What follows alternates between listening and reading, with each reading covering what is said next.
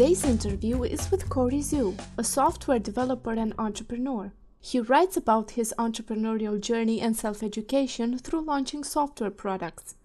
We asked Cory, "What's your favorite book and why? Business and non-business if possible." To which he replied, "Oh boy, this is almost impossible to answer. I feel like, especially with business books, the book that will speak to you is the one that closely reflects the stage you're in. The business book I find myself recommending the most often is Traction, which is an excellent practical and a high-level take on strategies for getting traction for your products. I found it particularly helpful because it presents a framework and strategies you can actually execute and follow yourself instead of just pontificating about ideas. Likewise, on the non-business side, I feel that what books will resonate with you is so dependent on when you are in life that it's impossible to declare a favorite. In high school, my favorite book was probably Ender's Game or Catcher in the Rye. In college, I went through an Ayn Rand phase and might have said The Fountainhead.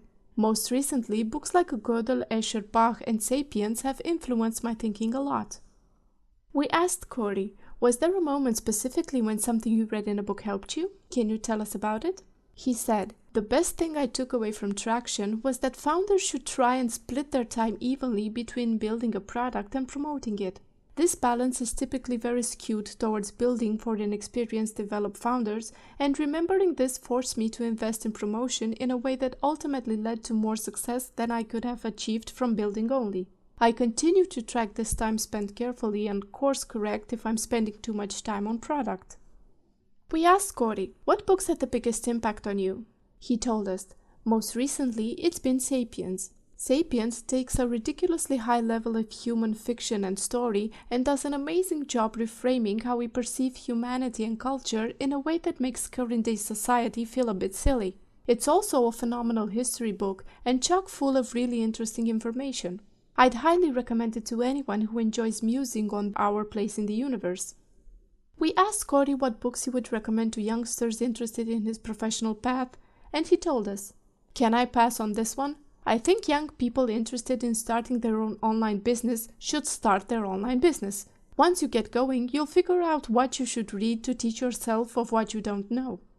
We asked Cory, "How often do you read and in what format?" because we were interested in finding out more about his reading habits. To this question, Cory replied, "I used to mostly binge read A during flights and on vacations, and B when I got hooked on the fast-paced fiction book or series. Since 2018 started, I've tried to develop a habit of reading every day." We asked Cory, "How do you make time for reading?" He told us, "I heard a great hack on a podcast I'm a fan of, Art of Product, which is that if you want to set a daily goal for something, you need to set trivially attainable goals, else you get behind and inevitably give up and fail. What they recommend doing, and what I did, was set a goal to read 1 word of a book a day. The idea is that it should be so easy that you have no excuse not to do it, but once you read 1 word, you'll usually stick around and read a lot more. There have been a few days where I literally opened my Kindle, read a single word, and shut it off, but for most part, this has increased my reading substantially to anywhere from 5 minutes up to an hour a day." We asked Cory, "Do you take notes or have any other technique for conquering the torrent of information?" He told us, "Only if something really sticks out.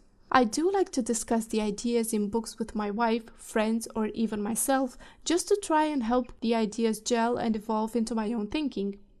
We also asked Cory how he chooses the books to read next, and he told us, "Mostly through recommendations I encounter from friends or people I admire. I've got a very long list to work through." We asked Cory, "Do you prioritize the books recommended by certain people, and is there anyone that you consider a book recommendations guru?"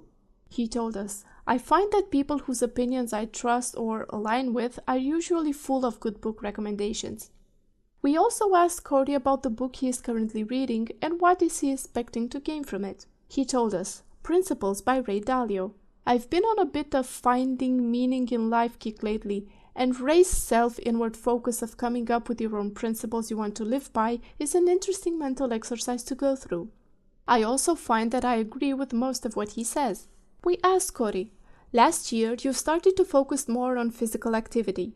What triggered this, and what impact did it have on the other aspects of your life?" He told us, "Mostly quitting my job and having loads of free time. It was great. I view it as one of the several things I was able to change that really improved my day-to-day health and happiness. Other contributing factors included working less, slowing down, intentionally avoiding situations that didn't make me happy, and creating a lot of time and space for reflection. Our last question for Cory was, what rules did you set in place in order to prevent yourself from burning out? He told us, I completely burnt myself out leading up to leaving my job last year, so not burning out has been a major priority of the last year. I don't have any hard rules, but I generally try to work somewhere between 35 to 45 hours a week and do something active and outside at least 5 times a week, which ends up being quite a cushy lifestyle with what feels like very low burnout risk. I've actually been wondering if I should start allowing myself to work a little harder. This was our interview with Cory Zue. If you want to find out more about him and his project, visit coryzue.com. You can also follow him on Twitter @czue. You can find all the books mentioned in this interview by clicking the link in the video description.